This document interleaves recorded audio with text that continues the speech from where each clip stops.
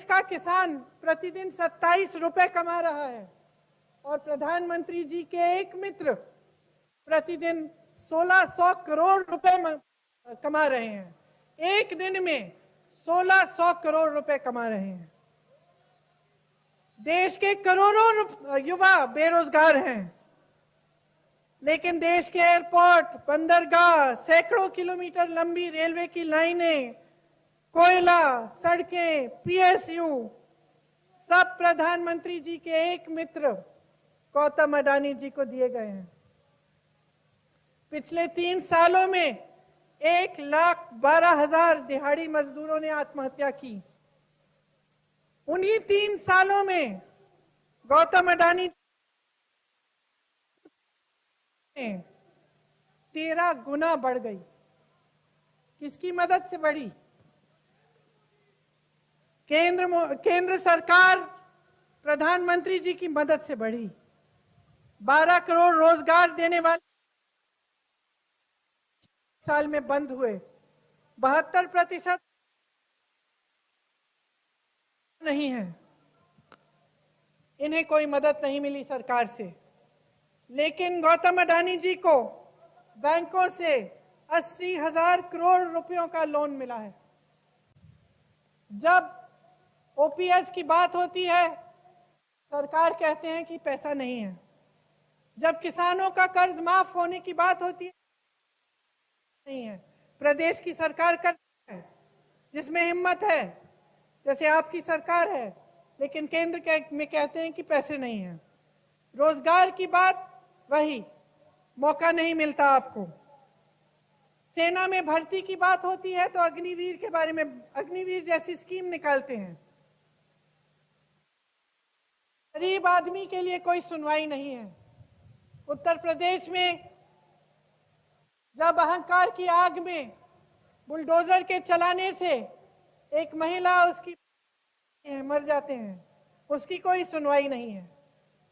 लेकिन पूरी सरकार केंद्र की, प्रधानमंत्री से लेकर एक एक मंत्री, एक एक लोकसभा के जो मेंबर हैं, एक एक कार्यकर्ता, सब मिलकर अडानी जी के पक्ष में बात करते हैं, उन्हें बचाने की कोशिश करते हैं, उनकी सुनवाई करते हैं। इस देश में ये परिस्थिति है कि गरीबों की सुनवाई खत्म हो रही है और सिर्फ कुछ गिने चुने प्रधानमंत्री जी के उद्योगपतियों की सुनवाई हो रही है।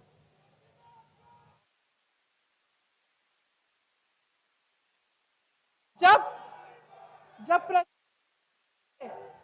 संसद में राहुल गांधी जी ने सवाल किया,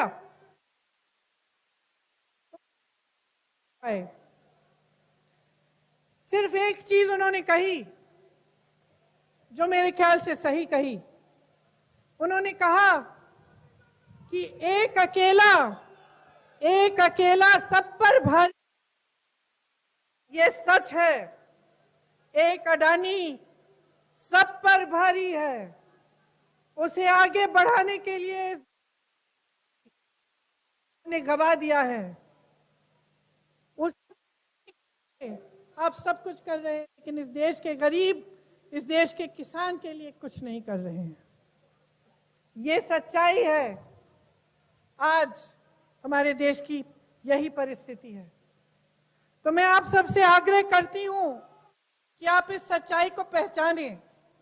आप देखें कि जब आपके प्रदेश में, देश में सरकार आती है तो किसके हित में काम कर रही है? क्या आपके हित में काम कर रही है कि किसी और के हित में काम कर रही है, कि अपने गिने चुने मित्रों के हित में काम कर रही है? जो सबका साथ, सबका विकास का नारा था, वो अब मित्र का साथ का नारा बन चुका है। कुछ ही महीनों में यहाँ छत्तीसगढ़ में चुनाव आ रहे हैं और फिर इसके बाद आम चुनाव आएंगे। चुनाव के समय कई बातें आएंगी आपके सामने। ये प्रयास होगा कि जाति की बात हो, ये प्रयास होगा कि आपकी